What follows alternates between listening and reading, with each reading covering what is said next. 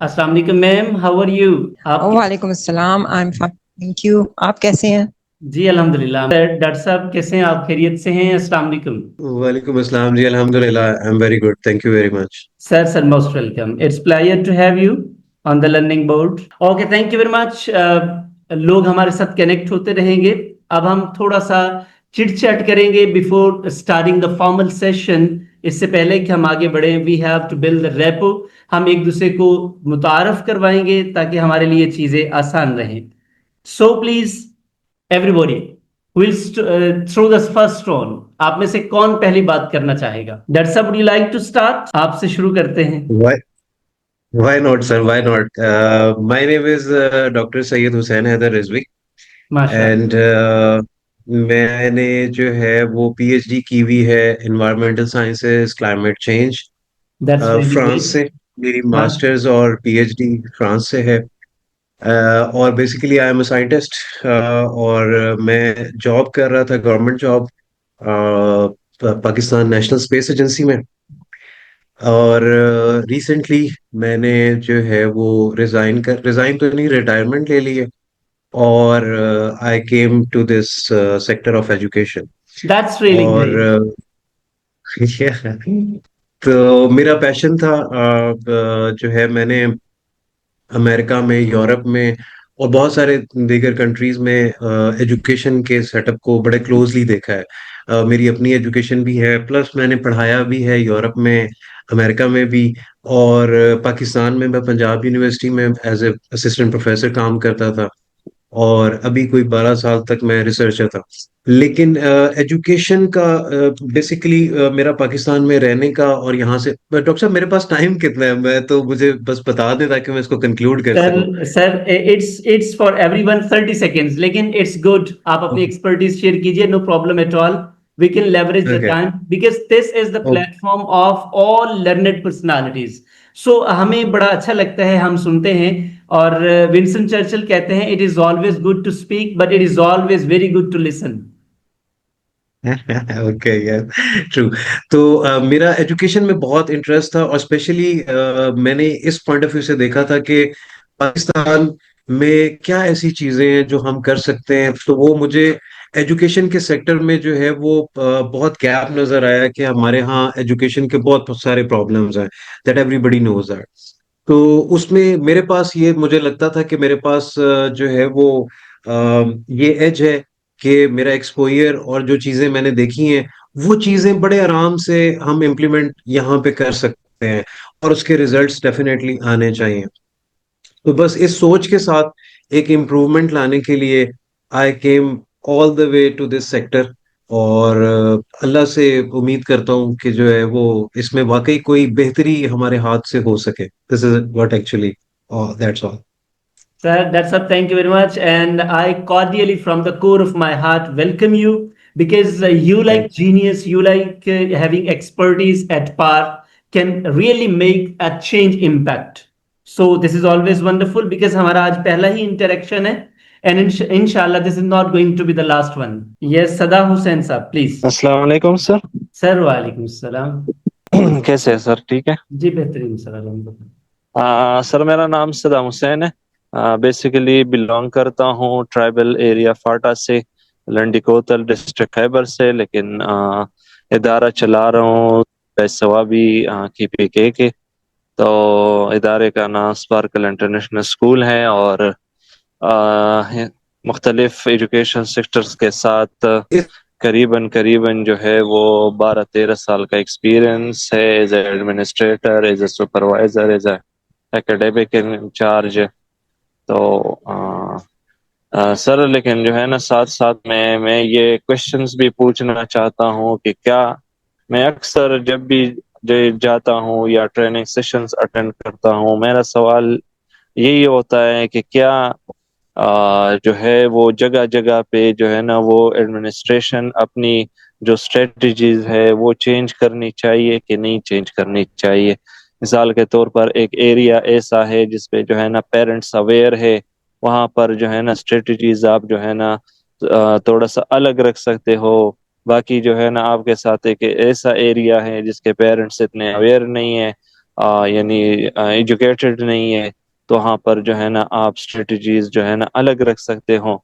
तो ये है कि इस चीज़ पे जो है ना ज़रा बराए करम सर, अगर आपकी जो है ना नॉलेज में कुछ चीज़ हो तो हमें जो है ना वो बता दे। Sir thank you very much. आपका ये जो सवाल है ये हम पार्किंग लॉट में लेके जाएंगे, चूंकि अभी आप सब लोग इंट्रोडक्शंस करवा रहे हैं। तो मैं दोबारा से रिक्वेस्ट करूंगा, चूंकि हमने 7 मिनट्स ऑलरेडी ले लिए हैं, यहाँ पे सबको बोलने का हमने मौका देना है, क्योंकि everybody knows to speak and everybody has something special to tell us. तो मैं चाहूंगा कि हम सब थोड़ा थोड़ा टाइम कंज्यूम करें, ताकि सबकी बारी आ सके, और हम कोर को सेंटर में रखकर एंड पे क्वेश्चन आंसर का सेशन करेंगे। आप में से हर एक के सवाल का इंशाल्लाह मैं पर्सनली कोशिश करूंगा कि आंसर करके जाऊं। जो मेरी बसात में हुआ, जो मुझे अल्लाह ने समझ दी है, मैं आपके साथ जरूर शेयर करूंगा। तो आपके क्वेश्चन का आंसर इंशाल्लाह मैं देके जाऊंगा सर। ठीक है sir, thank you very very thank much. You. आप में से कोई और कुछ कहना चाहे, इट्स वेरी ओपन, एंड इसके बाद वी विल स्टार्ट फॉर्मली। जी अस्सलाम वालेकुम जी। यस, वालेकुम सलाम। जी मेरा नाम मिर्जा नईम एहसन फारूक है। मुजफ्फरगढ़ निशात पब्लिक स्कूल का मैं प्रिंसिपल हूँ। माशाअल्लाह। मैं पिछले 15 साल से मुजफ्फरगढ़ में एक प्राइवेट स्कूल सिस्टम चला रहा हूँ। तो अब हमारे यहाँ कुछ मसाइल होते हैं इस तरह के कि हमारे यहाँ पैफ का जो है ना बहुत ज़्यादा कल्चर है। तो प्राइवेट सेक्टर उस तरह से हमारे यहाँ पनप नहीं पाया। जितने भी फ्रेंचाइजेज आई हैं वो 200, 250, 300, मैक्सिमम 400 के लगभग की तादाद पर है। जबकि एक डिविजनल पब्लिक स्कूल है, उसके पास 5000, और एक और प्राइवेट स्कूल है जो 1987 से 86-87 से बने हुए हैं, उनके पास 2-3 हजार के लगभग तादाद है। उसके अलावा प्राइवेट स्कूल्स में यहाँ तादाद नहीं है। फिर एक दानिश स्कूल हमारे पास 12-13 साल से काम कर रहा है। तो प्राइवेट सेक्टर का बच्चा जो है ना वो फीस की वजह से उस स्कूल की तरफ रुख करता है। तो 5 क्लास के बाद हमारा ड्रॉप आउट रेशियो है बहुत ज़्यादा। तो उसके बारे में आप हमें क्या सजेस्ट करेंगे कि ड्रॉप आउट को किस तरह से रोका जाए, जो कि पढ़ाई की बजाय वो जा रहा है दानिश स्कूल में फ्री होने की वजह से एजुकेशन। दूसरा मेरा एक मसला है कि हमने पीटीएम में वालदेन की शिरकत जो है ना बहुत ज़्यादा कम होती है। तो उसको किस तरीके से जो है ना हम बढ़ा सकते हैं। और लास्ट पर मेरा सवाल होगा इसमें कि तंजीमी लिहाज से अगर हमें वर्क चेन बनानी है, हमें बनाना है कि जैसे कॉपी चेकिंग रिपोर्ट्स लेनी है, सब्जेक्ट रिपोर्ट्स लेनी है, इसी तरह से हमने मंथली जो पेरेंट टीचर मीटिंग करें उसके लिए जो हमने एकेडमिक पॉइंट ऑफ व्यू से रिपोर्ट्स या वर्क चेन जितनी भी है एडमिनिस्ट्रेटिव पॉइंट ऑफ व्यू से स्कूल के अंदर, उसको हम किस तरीके से, कुछ आइडियाज मेरे पास हैं लेकिन मैं ये चाहता हूँ कि आप लोग इसके ट्रेनर हैं तो आप लोगों के पास बाकायदा हमारी निस्बत ज़्यादा नॉलेज होगा। तो इसमें ज़रूर आप मुझे जो है ना गाइड करेंगे एकेडमिक और एडमिनिस्ट्रेटिव पॉइंट ऑफ व्यू से वर्क चेन को किस तरीके से तरतीब दिया जाए। और पहले मैंने 2 सवाल आपको बताया कि एक ड्रॉप आउट रेशियो किस तरीके से हम मिनिमाइज कर सकते हैं और पीटीएम को हम किस तरीके से सक्सेसफुल बनाया जा सकता है। मेहरबानी, शुक्रिया जी। Sir thank you very much. आपके 3 सवाल आ गए, मैं दोबारा से क्लैरिफाई कर दूं अपने इस सेशन का पर्पस। सर ये हमारा वेबिनार बेसिकली हमारे प्रोग्राम पे एक इंट्रोडक्शन सेशन है, कि बेसिकली हम अपने प्रोग्राम में क्या क्या चीजें ऑफर कर रहे हैं। और ये जो आप सारे सवालात कर रहे हैं, इन सारे सवालात के जवाबात हमारे उस पूरे प्रोग्राम में, अभी जब मैं आपसे प्रोग्राम शेयर करूंगा इंशाल्लाह यू विल लव इट।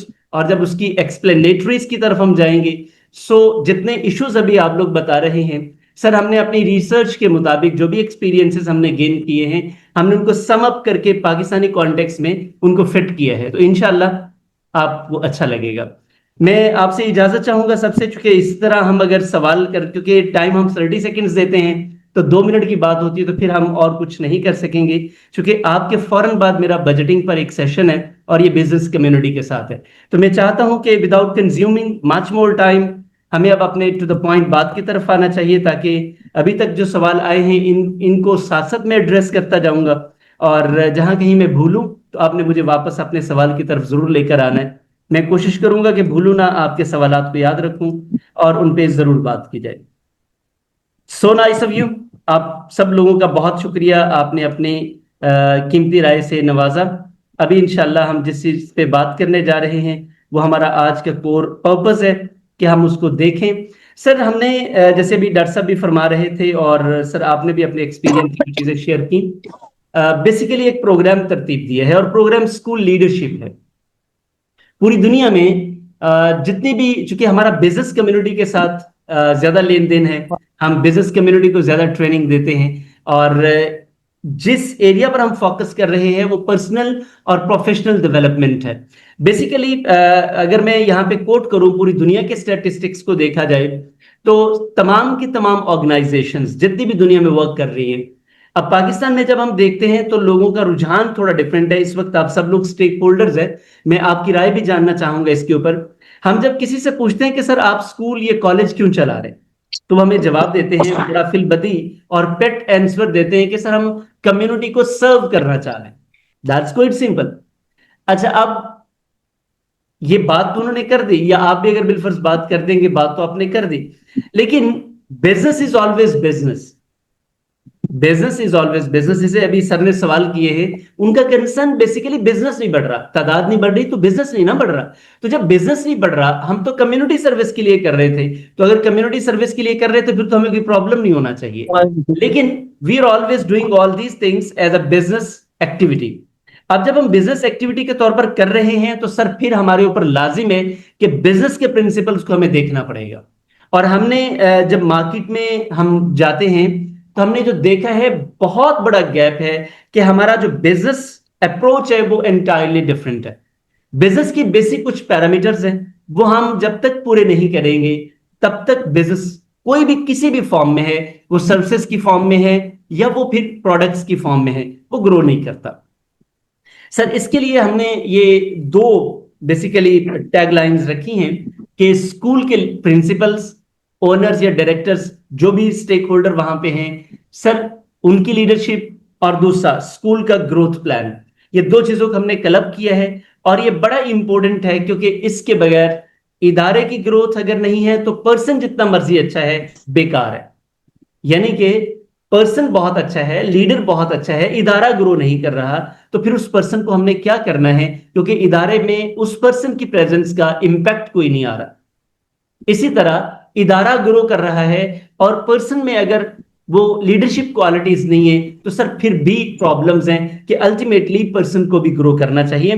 तो हम ये दो एस्पेक्ट्स को लेकर आज चलेंगे। मैं कुछ स्टैट्स आपके साथ जरूर शेयर करना चाहूंगा, क्योंकि हम अपनी लोकलाइजेशन को इंटरनेशनलाइजेशन की तरफ लेकर जाएंगे। वजह यह है कि दुनिया ग्लोबलाइज है।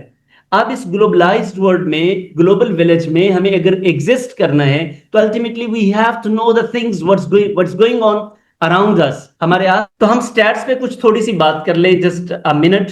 ग्लोबल एजुकेशन मॉनिटरिंग रिपोर्ट है सर, ये यूनेस्को की, और ये ब्राजील में एक कॉन्फ्रेंस हुई थी 2024 में, और ये ग्लोबल एजुकेशन मीटअप पर। तो सर ये उनके स्टैट्स हैं कि जितने भी सक्सेसफुल स्कूल्स हैं उनमें 81% स्कूल प्रिंसिपल्स इंस्ट्रक्शनल लीडरशिप पर बिलीव करते हैं। अब ये इंस्ट्रक्शन क्या है? बेसिकली मैं इसको यूं कहता होता हूं कि ये बेसिकली इन्वॉल्व लीडरशिप होती है। यानी कि अगर आप प्रिंसिपल हैं तो आप माइक्रो मैनेजमेंट की बजाय आप इंस्ट्रक्शंस पर आएंगे। इंस्ट्रक्शन क्या है कि ये इसी तरह जैसे एक जग है, अगर जग में कुछ है तो वो गिलास में आएगा। जितना लर्नेड एक प्रिंसिपल होगा, जितना कैपेबल एक प्रिंसिपल होगा, उतनी ही कैपेबल उसकी टीम होगी। क्योंकि जो प्रिंसिपल है ये बेसिकली एक अम्ब्रेला है, इसके पास जैसा साया है वैसा ही साया इसके टीचर्स पर होगा। ये एक फैक्ट है, हम इसे माने या ना माने, ये एक फैक्ट है। ये नहीं हो सकता कि आप कैपेबल ना हो और आपके पास एक कैपेबल टीम हो। मैं हमेशा कहता हूं एज अ बिजनेस कोच कि सर टीम आपके पास रॉ मटेरियल आती है, इसको डेवलप आपने करना होता है। This is your leadership quality कि आप उसको कैसे करते हैं। तो सर नंबर 2, गैलप पोल्स को जब हमने देखा, गैलप ये जो कि सर्वेस करते हैं, तो इनकी रिसर्च के मुताबिक सर ये आप इमेजिन कीजिएगा की ग्रोथ अगर नहीं हो पाती, कंपैरेटिवनेस में जब हम पीछे रहते हैं, तो इसकी बड़ी वजह ये होती है कि 33% ऐसे एम्प्लॉइज हमारे पास होते हैं जो इंगेज्ड फील करते हैं। इंगेज्ड होते नहीं है, इंगेज्ड फील करते हैं, और उनमें से सिर्फ 16% ऐसे होते हैं जो एक्टिवली इंगेज्ड होते हैं। इसका मतलब ये हुआ कि हमारे पास अगर 100 लोग काम करने आए हैं, 100 में से 33% यानी कि उनमें से 33 लोग ऐसे हैं जो फील करते हैं कि उस इदारे के साथ उनकी अटैचमेंट है। उनमें से भी 16 लोग ऐसे हैं जो प्रॉपरली काम करते हैं। आप अपने अपने इदारों में देखिए, आपको ये परसेंटेज समहाउ करीब करीब नजर आएगी। और इदारों की ग्रोथ में अक्सर ये कहता हूं, ये स्टैट्स हैं सर। जिस भी किसी कंपनी में आप चले जाएं, बिजनेस कम्युनिटी में जब हम जाते हैं तो सर एक एवरेज एम्प्लॉय 2 घंटे 47 मिनट वेस्ट करता है। आपका एक एम्प्लॉय 2 घंटे 47 मिनट वेस्ट करता है आपकी बिजनेस प्लेस पर आकर। उसमें मुख्तलिफ किस्म की एक्टिविटीज हैं। तो जब वो इतना वक्त जाया करके चला जाएगा, 26 दिन के लिए उसने आपकी वर्क प्लेस पर आना है और 70 आवर्स वो वेस्ट कर देगा, 9 डेज एक मंथ के बनते हैं, तो ऑलमोस्ट 15-16 डेज जब वो आपकी इंस्टीट्यूट में या आपके ऑर्गेनाइजेशन में काम करेगा, तो हाउ इज इट पॉसिबल कि आपकी प्रोडक्टिविटी प्रॉपर होगी? ये तो हो ही नहीं सकता। तो सर ये एक बड़ा प्रॉब्लम है जो मैं हाईलाइट इसलिए कर रहा हूं क्योंकि हम स्टाफिंग पर काम करते हैं, रिक्रूटमेंट पर काम करते हैं, टीम बिल्डिंग पर काम करते हैं। That's why this is very important. अभी सर ने 3 सवाल किए हैं। जब हम उन 3 सवालों को सम अप करेंगे तो अल्टीमेटली ये हमारी स्टाफिंग पर आके बात रुक जाएगी। आगे बढ़ते हैं सर। प्रिंसिपल ट्रेनिंग की अगर हम बात की जाए तो आप अपने अपने इदारों को देखिए, आप अपनी जात को देखिए, मैं अपनी जात को देखता हूं, ओवरऑल कम्युनिटी में देखते हैं। ये हमारा ऑब्जेक्टिव एनालिसिस होगा, ये किसी एक पर्सन के ऊपर बात नहीं है, हम ऑब्जेक्टिवली इसका एनालिसिस करते हैं। Sir 76% principles without training, principalship की ट्रेनिंग के बगैर प्रिंसिपल लगते हैं। ये एवरेज है। कहीं कुछ इलाकों में इसकी रेशियो इससे भी ज्यादा है कि जिसको चाहा उसे प्रमोट करके प्रिंसिपल लगा दिया, और प्रिंसिपल्स अपनी जॉब ज्वाइन करने के बाद, पोजीशन संभालने के बाद एक्सपीरियंस गेन करते हैं। Number 1। Number 2 sir, female principles की अगर बात की जाए तो इनमें से सिर्फ 20% ट्रेंड होती है, और ये बड़ी डिस्पैरिटी है कि हमारे यहां फीमेल्स को प्रॉपर मौका नहीं मिलता, और उनको जब मौका मिलता है मजबूरी के तहत मौका मिलता है, या उनकी मजबूरी से फायदा उठाया जाता है, या वक्त आपकी एक्सक्यूज जरूरत। मी सर आपकी आवाज नहीं आ रही। ये ऑब्जेक्टिव एनालिसिस में आपसे शेयर कर रहा हूं सर। उसके बाद जो एक बड़ा प्रॉब्लम आता है वो है टीचर्स यूनियंस का। अब टीचर्स यूनियन बहुत अच्छी चीज होती है, हम चाहते हैं कि हमारे इदारों में टीचर्स की यूनियन हो, लेकिन वो टीचर्स की यूनियन बजाय इसके कि फायदा हो, लेग पुलिंग, बैक बाइटिंग और इनसफिशिएंट और नॉन प्रोडक्टिव एक्टिविटीज में वक्त गुजरता है। मैं आप सबसे यहां पे रुक के सवाल करूंगा, आप क्या समझते हैं ऐसा क्यों होता है? टीचर्स ऐसा क्यों करते हैं? वो तो आपके पास पढ़ाने आते हैं, एजुकेटेड होते हैं, बल्कि वेल मैनर्ड लोग होते हैं, लेकिन ऐसा क्यों करते हैं? ये वैसे सवाल है आप सब। और ये भी सवाल है कि क्या ऐसा है जो मैं कह रहा हूं या मैं वैसे ही कहे जा रहा हूं? जरा वैलिडेट कीजिएगा इसे प्लीज। पार्किंग लॉट में रखें, बाय द एंड इसको हम देखेंगे। सर अभी ये यूएनडीपी, यूनाइटेड नेशंस की जो डेवलपमेंट प्रोग्राम है, उसके मुताबिक उन्होंने सस्टेनेबल डेवलपमेंट में एक गोल सेट किया, गोल नंबर 4। ये 17 गोल्स हैं बेसिकली जो कि पूरी दुनिया के लिए सेट किए गए हैं। तो उसमें यह है कि आपने 2030 तक, अब हम चूंकि अपॉर्चुनिटीज की तरफ बढ़ रहे हैं, प्रॉब्लम्स को भी हमने डिस्कस कर लिया है, अपॉर्चुनिटीज हमारे पास क्या है। 2030 तक हर बच्चे और बच्ची के लिए एजुकेशन को इंश्योर करेंगे, ये बेसिकली उनका प्लान है। जबकि यूनिसेफ ये कहता है कि आपको 2130 में जाना पड़ेगा, यानी कि 105 साल बाद आप ये अचीव कर सकेंगे। इससे पहले ये पॉसिबल नहीं लगेगा। अब देखें, हम इतने बड़े दौर में रह रहे हैं जिसमें चैट जीपीटी है, जिसमें गूगल है, जिसमें फ्री कोर्सेज हैं, फ्री लर्निंग है, वीडियोग्राफी है, everything is present on 1 click. इसके बावजूद सर एजुकेशन नहीं है। So what's the problem? है ना, कैसा पैराडॉक्सिकल स्टेटमेंट है कि सब कुछ होने के बावजूद अभी भी कमी है। तो कमी क्यों है? अब सर ये वर्ल्ड बैंक की एक रिपोर्ट में आपसे आहिस्ता आहिस्ता, हमने चूंकि अपनी बेस बना ली, अब हम आगे बढ़ते हैं। वर्ल्ड बैंक की एक रिपोर्ट है, आप चूंकि एजुकेशन का बिजनेस करते हैं, मैं लफ्ज बिजनेस इस्तेमाल करूंगा चूंकि मैंने शुरू इसलिए किया है कि हम जब ये कहते हैं कि हम एक चीज for the sake of service कर रहे हैं, हमें इससे कुछ लेना देना नहीं है, फिर तो हमें पैनिक होने की जरूरत नहीं है। तो फिर हम पैनिक क्यों होते हैं? Because we are doing this job for the sake of business. और हम शायद इसे बुरा समझते हैं कि एजुकेशन को बिजनेस नहीं होना चाहिए, सर अगर बिजनेस ही होगा तो आपकी सीरियसनेस कहाँ से आएगी? आप उसमें क्वालिटी कैसे ऐड करेंगे? आप अपने कस्टमर यानी कि पेरेंट्स को आप कैसे वैल्यू करेंगे? आप नहीं कर सकेंगे। तो आप जितना सीरियस किसी एक्टिविटी के लिए होते हैं, जितना उसमें आपका स्टेक लगा होता है, उतना ही आप उसके लिए सीरियस भी होते हैं, कॉन्शियस भी होते हैं, और आप एफर्ट्स करते हैं। तो sir this is always a business term. So जब हम बिजनेस की बात करते हैं तो हमारी इन्वेस्टमेंट होती है। जब इन्वेस्टमेंट होती है तो सर फिर हम उस पर आरओआई जरूर कैलकुलेट करते हैं कि हमारी रिटर्न ऑन इन्वेस्टमेंट क्या होगी। तो दुनिया में जितनी भी इन्वेस्टमेंट्स हैं, एजुकेशन को सबसे बड़ी इन्वेस्टमेंट समझा जाता है। ये वर्ल्ड बैंक की रिपोर्ट में आपसे शेयर कर रहा हूं। सर अगर प्राइमरी हिस्से के ऊपर आप इन्वेस्टमेंट करते हैं तो आपकी रिटर्न 20% है। मिसाल के तौर पे आपने अगर 20 लाख रुपए लगाए हैं और आपने एक मॉन्टेसोरी या आपने प्राइमरी सेक्शन बना लिया है और प्राइमरी सेक्शन पर आपने 20 लाख लगाया, तो आपने 20 लाख का 20% मंथली कमाना। कैसे कमाना है? अगर आप कमा रहे हैं तो बहुत अच्छा है। अगर आप नहीं कमा रहे 20%, तो इट मीन्स के there is something that is lagging behind. कोई चीज ऐसी है कि जो आपका कनेक्शन मिस कर रही, आपको इसके आसपास होना चाहिए। अगर आप कमा रहे हैं तो आई रियली अप्रिशिएट, बड़ी बात है कि आप माशाल्लाह अच्छा कर रहे हैं।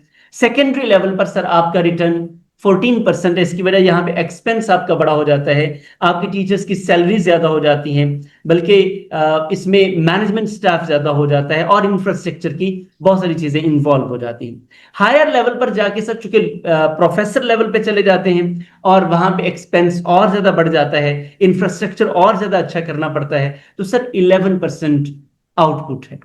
जबकि आप देखें अगर आप बैंक्स में भी पैसा दे दें तो आपको 8 to 11% मिलता है, जिसके ऊपर डिडक्शंस भी होती है।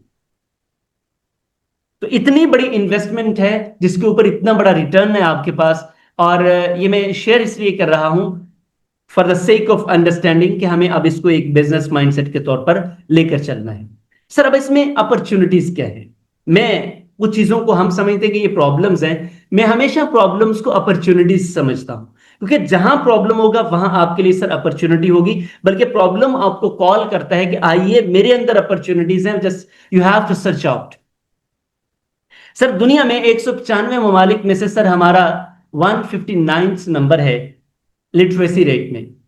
तो इसका मतलब है कि हमारे मुल्क में बहुत बड़ा पोटेंशियल है। जैसे मैं डॉक्टर साहब को देखकर मुस्कुरा रहा था, तो डॉक्टर साहब यू हैव राइटली असेस्ड, आपने सही असेस किया है। क्योंकि कम से कम हम कोशिश करेंगे तो अगर हम 100 पर भी आ गए तो फिर भी बड़ी बात है। तो बिल्कुल सही बात। एजुकेशनल इंस्टीट्यूशंस हैं, इतना कुछ, और हम रोज ये कहते हैं कि हमारे पास बच्चा नहीं है। इसके बावजूद, और ये फैक्ट है कि हमारा 3 करोड़ के करीब जो बच्चा, ये तो आइडेंटिफाइड है, 3 करोड़ से भी ज्यादा बच्चा स्कूलों से बाहर है, इसमें कोई शक नहीं है। लेकिन अब ये हमारे पास अपॉर्चुनिटी तो है, इस अपॉर्चुनिटी को हमने अपनी बिजनेस प्लानिंग के थ्रू अचीव करना है कि कैसे हम मैक्सिमाइज कर सकते हैं। सर लिटरेसी रेट इस वक्त हमारा 57% है, जो कि इस खित्ते में हम 30 नंबर पर है सर। हमारे कंपेटिटर से हम बहुत पीछे हैं, बांग्लादेश से हम बहुत पीछे हैं। तो इमेजिन करें हमारा ही पार्ट एंड पार्सल है। तो इसका मतलब ये हुआ कि ये दो प्रॉब्लम्स हमें ये इंडिकेट करती हैं कि हमारे पास अपॉर्चुनिटी है कि जहां पे लिटरेसी रेट कम है, हम उस फील्ड में हैं जहां पे पोटेंशियल बहुत ज्यादा है। ये तो हो ना कि कहीं पे 100% ऑलरेडी लिटरेसी रेट है तो हमारे लिए अपॉर्चुनिटी क्यों नहीं है? इसके मतलब है बल्क ऑफ अपॉर्चुनिटीज हैं। अगर कहीं पे हम ग्रो नहीं कर पा रहे तो sir problem is not in the land, problem is in the जो बंदा बो रहा है। मैं इसकी मिसाल इस तरह देता हूं कि एक है जमीन, अब जमीन जरखेज है, बोने वाले को तरीका नहीं आ रहा, तो क्या होगा? जमीन अपना पोटेंशियल तो रखती है, वो अपने पोटेंशियल के मुताबिक दे देगी, लेकिन जो बोने वाला है, जो सर्व करने वाला है, उससे भी तो आना चाहिए तरीका।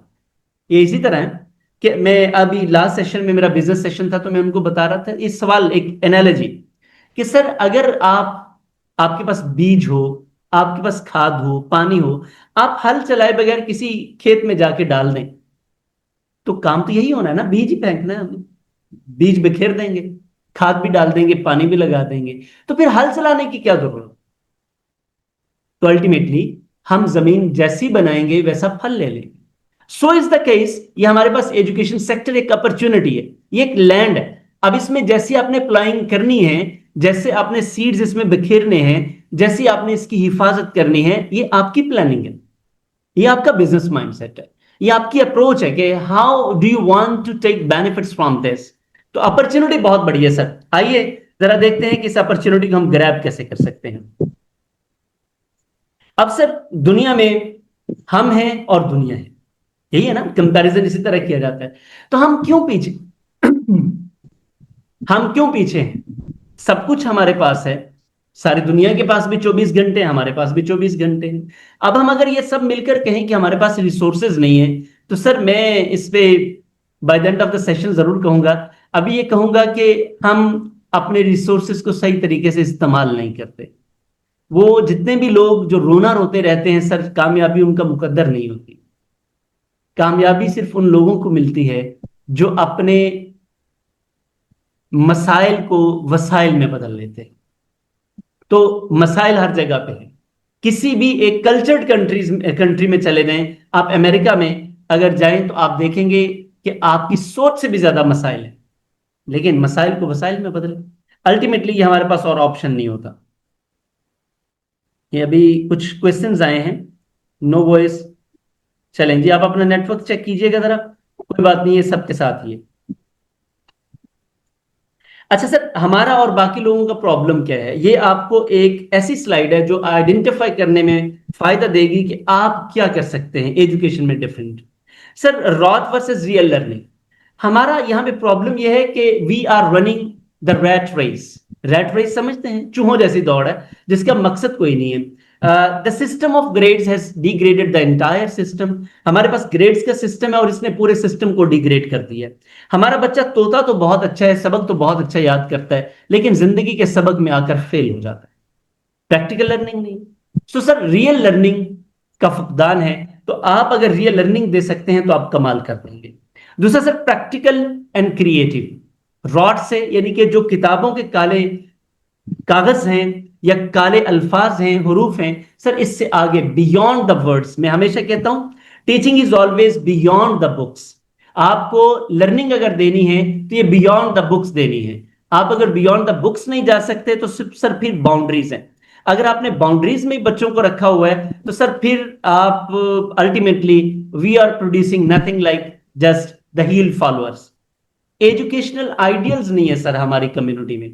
आप बच्चों को अगर मिसाल देना चाहें ना कि उसने एजुकेशन हासिल की और वो ये बन गया, आइडियल्स नहीं है हमारे पास, क्योंकि हमने एजुकेशन को आइडियलाइज किया ही नहीं। तो जब आप जिस चीज को आइडियलाइज नहीं करते, हम यहाँ पे आइडियलाइज करते हैं फलां के पास इतना पैसा है, बंगला है, गाड़ी है, स्टेटस है, तो हम इन चीजों को आइडियलाइज करते हैं। तो एक्चुअली एजुकेशनल आइडियल्स आपको क्रिएट करने पड़ेंगे, ये आपकी और मेरी जिम्मेदारी है। अगर हम ये कर लें तो भी काम बड़ा आसान हो सकता है।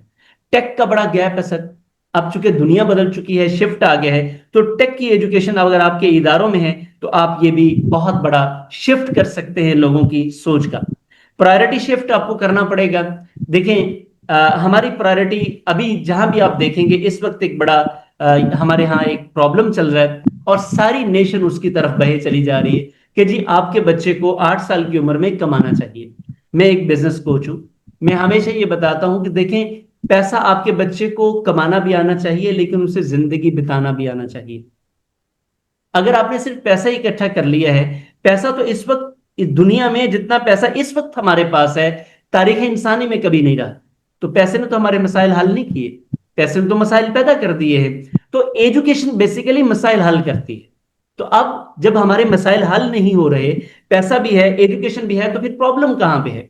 प्रॉब्लम यह है कि जो एक्चुअल एजुकेशन है वो नहीं है। तो अगर आपके इदारे में आप ये चीजें भी ऐड ऑन कर लेते हैं तो आपका इदारा बाकियों से मुमताज हो सकता है। सर पर्सनालिटी असेसमेंट नहीं है। आप देखिए आपके पास इदारा है, अब बच्चा आता है, वो कहता है जी मैंने साइंसेज में मैट्रिक करना है, आप कहते हैं जी बिस्मिल्लाह, इतनी फीस है, दाखिल हो जाओ। वो कहता है जी मैंने आर्ट्स के साथ करना है, मैंने कंप्यूटर के साथ बैठना है, मैंने फलां सब्जेक्ट में आना है, मैंने फलां में आना है, बिस्मिल्लाह जी आ जाओ, हमने तो फीस ही लेनी, आ जाओ बिस्मिल्लाह। और ये सिर्फ आपका मसला नहीं है, बच्चे के बचपन से लेकर आखिर तक कोई हमारे पास असेसमेंट का प्रोसेस नहीं है कि पर्सनालिटी के मुताबिक हम लोगों को इंगेज करें। सर इंडस्ट्री रेडी मटेरियल हम नहीं दे पा रहे। बेसिकली हमारा भी जो पर्पस है इस साइड पे आने का वो यही है, क्योंकि हम बिजनेस कोचिंग देते हैं। जब हम इंडस्ट्री में जाते हैं तो एजुकेशन सेक्टर से फ्री होकर जब बच्चा आता है तो सर उस बच्चे के पास वो स्किल्स नहीं होते जो इंडस्ट्री को रिक्वायर्ड होते हैं। डिग्री होती है, स्किल्स नहीं होते। और आप इस बात के साथ इत्तेफाक करेंगे, हमारा बच्चा डिग्री होल्डर है, स्किल होल्डर नहीं है। इवन के जो बच्चे आज हार्ड स्किल्स और टेक्निकल स्किल्स सीख रहे हैं, उनके पास सॉफ्ट स्किल्स नहीं है। यानी कि प्रॉब्लम फिर भी अधूरा अधूरा प्रोफेशनल है। हम अधूरे प्रोफेशनल्स पैदा कर रहे हैं as overall community.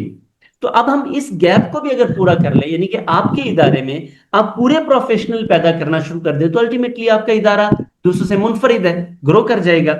Sir solution providers चाहिए हमें। मसला यह है कि बच्चा हमारा एजुकेशन हासिल करके जब वापस आता है, 16 साल 18 साल डिग्री मुकम्मल करके आता है, तो पता चलता है कि वो आके मसाइल हल करने के बजाय मसाइल पैदा कर देता है। तो सर अब आपको सोल्यूशन प्रोवाइडर्स पैदा करने पड़ेंगे। तो अगर आपका इदारा ये कर रहा है तो अल्टीमेटली ये बहुत बड़ा काम है, आप दूसरों से मुनफरिद कर सकेंगे।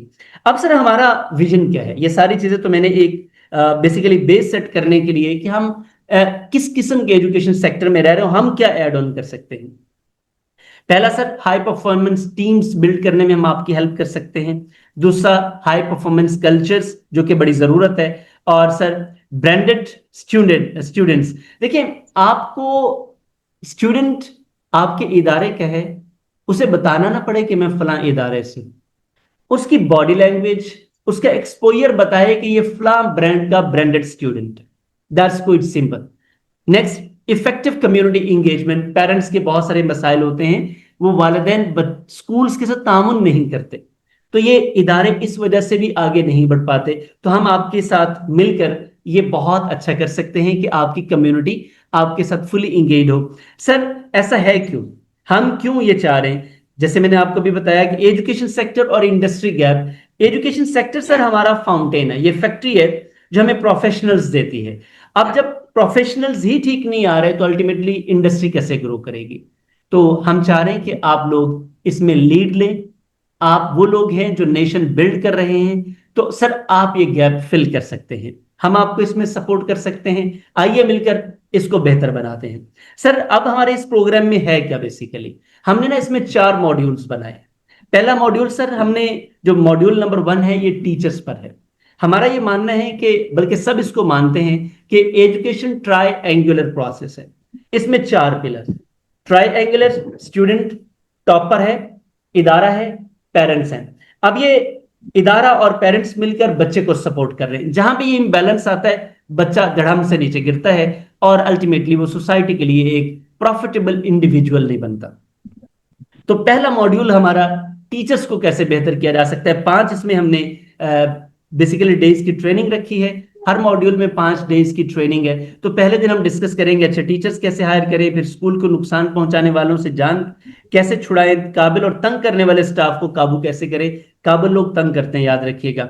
स्टाफ को फर्माबरदार कैसे बनाएं और वफादार कैसे बनाएं, टीम वर्क कैसे डेवलप करें। बहुत बड़ा प्रॉब्लम है, लोग इंडिविजुअल तो काम करते हैं, टीम के तौर पर काम नहीं करते।